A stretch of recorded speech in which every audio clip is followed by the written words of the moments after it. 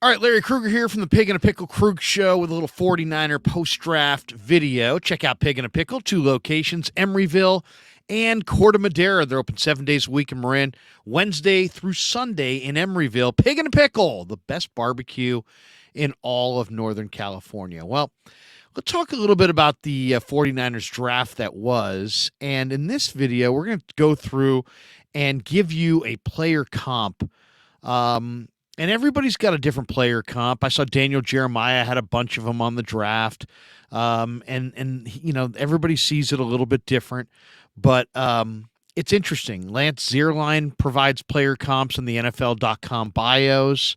I agreed with some. I don't agree with some. Daniel Jeremiah threw out some comps. And then, of course, no matter which coverage you watch this weekend, ESPN, ABC, NFL Network, it's pretty commonplace to throw out comparable players to draft picks and say, this guy's like that guy. And it's just kind of a way that we all relate to these players and get to know them a little bit better. So I'm going to go through the Niners draft every pick and give you a comp that I see and why. All right, let's start right at the top with Jair Brown, the defensive safety from Penn State. And the great thing about Brown is he's productive, incredibly productive player, defensive MVP of the Rose Bowl, great hoop star in high school, led the state of New Jersey in steals his final year in high school, outstanding character, a leader, and just a big-time player who can play in the box or he can play deep. So Daniel Jeremiah comped him to Micah Hyde. That's an interesting one. I actually see somebody that's a little bit better than Micah Hyde. Jair Brown was an awesome player at Penn State. I mean, he was incredibly productive. His production the last couple of years was as good as any safety in all of college football. To me, he reminds me of Earl Thomas. Now, why? Earl Thomas, the former Seahawk who played with the Texas Longhorns. Why? Because Earl Thomas, Seattle had the Legion of Boom defense, and what was it predicated on? It was predicated on two totally dominant safeties. One was Cam Chancellor, who basically was like a linebacker, and the other was Earl Thomas, who was a converted corner who played that deep middle of the field in the cover three and was just an outstanding cover guy, a safety that covered like a corner. Well, I don't see Jair Brown quite the coverage skills of Earl Thomas, but I think he is absolutely the tone setter. He's absolutely, a leader. Both of them have high football character. I also think that Jair Brown plays that deep middle despite not having great 40 time. He plays it incredibly well. He takes perfect angles. He's got great timing. Earl Thomas was a safety who was tough enough he really hit like a linebacker and covered like a corner. And in a lot of ways, Jair Brown's the same. Now, Earl Thomas was probably a little bit better in man-to-man coverage than Jair Brown, but Jair Brown can play that deep middle, and yet he can play in the box and hit you. And when he hits you, he hits hard. And he's a guy that just loves to play the game, plays fast, plays faster than his 40 time, stronger than his measurables. So he reminds me a lot of Earl Thomas. As I said, they're slightly different, but I think Brown could play strong safety, play in the box, and be a huge hitter, or he can play that cover three free safety role and cover a ton of grass. It's really difficult to find that player who can play the deep middle and cover that much real estate. Thomas did it well, and Brown does it exceptionally well, and he does it with not just pure speed, because he doesn't have pure speed. He does it more with instincts. So to me, that's the comp I would make. He's kind of like an Earl Thomas in my mind, that he can play up on the line and be effective, or he can play in the deep middle and be equally effective, if not better. All right, let's get to Jake Money Moody, the 49ers selection of the Michigan kicker. And if you read the profile, four-time academic All-American, or four-time academic All-Big Ten, I should say, led FBS with 29 field goals, 355 career points, very productive, won the Lou Groza Award in 2021. But the thing that keeps coming up about Jake Money Moody is that part right there, the money part. He is a clutch kicker. From all reports on Moody, man, Harbaugh had just great belief in him, and the people who watched Michigan football had just incredible belief in him. Rich Eisen on the broadcast, who's a Michigan fan, said, "Oh God, this guy he's so clutch and makes so many big kicks." Then you think of what Jake Money Moody did in the college football playoffs. He took 4 field goal attempts. He made 4 field goal attempts. So when I think tough, clutch kicker, 6 feet, about 209 pounds, smart, accomplished, has done it in cold weather. Who do I think of? I think of the New England Patriot himself, Adam Vinatieri, who booted a number of clutch kicks in cold weather and just right down the middle. And he kicked a very heavy ball that just seemed like to cut through all that weather in the Northeast. And I think Moody can do the same, or really has done the same in the Big Ten with Michigan. So if there's a kicker that I would comp Jake Money Moody to, because of the money portion, because of the clutch portion, because of the success kicking that frozen hard football in cold weather and having success doing it, I'm going to take Adam Vinatieri. And if the Niners wind up that Jake Money Moody is anything close to Vinatieri, they're going to be thrilled. All right, let's get to the third pick, and that's Cameron Latu, the tight end from Alabama. 6'4", 240 pounds, hands catcher, 2-year starter, can catch it in a crowd, smart backup tight end. I think Latu is going to be a better pro than he was a college player. The guy that he kind of reminds me of is the former Notre Dame tight end, Tommy Tremble, who went to Carolina. Why? Because both of these guys, they have the tools to be better in the pros than they were in college. Both of them were considered to be guys that had kind of lean lower bodies that weren't great at blocking. And yet Tremble has emerged in Carolina as a very dependable blocker. He's tenacious. And to me, their body types are similar. Tremble, I think, is a little shorter than Latu, but very similar traits in that both of these guys could really get better once they're in an NFL weight room and they get a little bit more lower body strength in their legs. They can get better as blockers, and I think we've seen that from Tommy Tremble, and I think we're going to see that from Cameron Latu. Also, they came from bigger programs where there were other guys who just got the ball more in college, and so they didn't have huge college stats, but Tremble has wound up being a very underrated NFL tight end. He's gotten better as a blocker, and he's made an impact. He's made some big catches. He's been a better blocker, as I said, than he was at Notre Dame, and his stats at Notre Dame were just okay because there were other talented players. And I see Latu as a similar comparison. So I'll say Tommy Tremble from Carolina will be my comparison on Cam Latu. All right, let's get to Darrell Luter Jr., the cornerback from South Alabama. They list him at 5'11", 189, but he really plays more like 6'2". He's a boundary corner. He plays outside. He's got 4.46 speed. The defining trait of Darrell Luter Jr. are the long arms and the suffocating way that he can get up on the line of scrimmage and really jam receivers at the line and be very physical at the line. I think Luter is going to be a real nice pickup for the 49ers. The corner he reminds me of is Xavier Rhodes, who came out of Florida State. And Xavier Rhodes is still doing it. Long arms, really strong at the line of scrimmage. He's got such long arms that it really bothers receivers. Does a great job of jamming guys up. They're faster corners, but the arm length really makes them play even bigger than they are. And there's some dominant traits about Luter. There were some dominant traits about Xavier Rhodes. So the name that jumps out to me, or the comp, I would say that fits Darrell Luter Jr. is Xavier Rhodes. All right, let's go to Robert Beal, the defensive end from Georgia. 6'3", about 250 pounds, 83-inch wingspan, runs 4.44, led Georgia with 6.5 sacks in 2021, had a big sack in the national championship game. Niners took him 173 overall. He reminds me of a Niner. He reminds me of a guy who I think they're trying to actually replace here, and that's Jordan Willis. Jordan Willis, going back to K-State, 6'3", 6'4", roughly 250 pounds, ran 4.53, had a great 40 time, had a nice motor, Uh, really tremendous body lean. Didn't look very natural in any way going backwards, though some people listed him as an outside linebacker because he was at 253 in that range. But he ran 4.53, and Beal is a faster version of Willis, but I think the same kind of player. Doesn't backpedal, isn't going to be good in coverage, almost is going to be a guy that looks awkward in coverage. Everything, you picture Jordan Willis, you picture a guy leaning forward. You picture Robert Beal, it's the same kind of thing. So I'll say very similar in that both guys ran in that 4.5 range.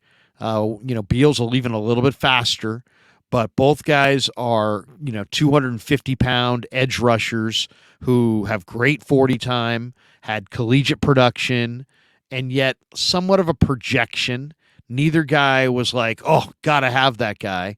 They were a little bit passed over, and I think Beal kind of reminds me of Jordan Willis. A lot of Jordan Willis in that similar frame, similar foot speed. Definitely Jordan Willis is not a coverage player, and Beal is not a coverage player. But both guys, I think, have the ability to really affect the quarterback, and the speed of Willis is a little underrated, and I think the speed of Robert Beal is a little bit underrated. All right, let's get to D. Winters, the linebacker from TCU. 5'11", 227 pounds. He's, is he a stack backer? Is he a nickel backer? He ran 4.49. This guy's an awesome player. Fiesta Bowl MVP. He had 7 tackles and a pick 6 in that game. He was just all over the field. He shoots gaps. I'm going to go with an ex-49er who Niner fans probably do remember a little bit, Jamie Winborn, who played at Vanderbilt. Just a shortish guy, right around 5'11", 6 feet, roughly 230 pounds, excellent speed, excellent ability to diagnose. When he sees it, there's zero hesitation, shoots gaps, goes low, very productive. Winborn was productive from day one. He was almost like a plug-and-play guy, and I think Winters could be, in a lot of ways, very similar. So D. Winters kind of reminds me. There are other guys that he reminds me of, but Winborn had that. He had the lack of height. He had the compact build, but man, he ran well, and he was productive, and he knew how to play the position. He played with tremendous confidence. He shot gaps. I'm a big Jamie Winborn fan, or was a big Jamie Winborn fan, and I really like D. Winters. So there you go. That's the comp on him. For Braden Willis, the tight end from Oklahoma, is he a fullback? Is he a tight end? What he is an excellent blocker and an underrated receiver who runs in the middle of the field and is not afraid to run in the middle of the field. He doesn't tiptoe across the middle. He's got great courage across the middle. He's an excellent run blocker and a pass blocker, and yet he'll fight for extra yards. And he's just a really underrated player. Now, he's a little on the shorter side, so that's why he was passed over. He reminds me a lot of Minnesota's tight end Irv Smith, who has got very similar, height, weight, speed. I mean, Irv Smith is 6'2" and 240 pounds, and yet he's carved out a really nice NFL career doing a number of things. He can block, he can catch. He's kind of an all-around tight end, and he's fit in nicely with the Vikings. He's carved out a decent NFL career, and he's a smart player who's valuable that a bunch of teams would like to have. Is he the ideal tight end height at 6'4", 6'5", 6'6"? No, he's short by tight end standards. They're almost identical size, 6'2", 6'3", 240 pounds. But the kind of guys who, because they're passionate, because football's important to them, because they're smart football players, they find a role in the NFL and they stick. Irv Smith has already done it. Braden Willis is on the verge of doing it. Willis reminds me a lot of Irv Smith. Irv Smith is maybe more of a tight end, where Willis could be, he could be utilized as a fullback. He could be utilized as a tight end, as an H-back. But they're very similar. And if you're sitting there going, is Braden Willis got the goods to make it in the NFL? I think he does.